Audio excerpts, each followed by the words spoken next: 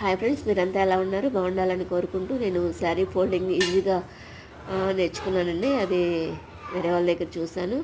అది ఫోల్డింగ్ అంటే వీడియోలో చూపించినట్టు 3 లేయర్స్ తీసుకుని దానిలో లోనికి ఫోల్డింగ్ చేసుకోవాలి. అలాగే బ్లౌజ్ కూడా దానిలో అరేంజ్ చేసుకోవచ్చు. మనం శారీ ఒక చోట, బ్లౌజ్ ఒక చోట పెట్టుకుని దాన్ని టైం వేస్ట్ చేసుకుండా వెతుక్కోవటం ఇవన్నీ లేకుండా దానిలో బ్లౌజ్ కూడా దానిలో అరేంజ్ చేసుకోవచ్చు.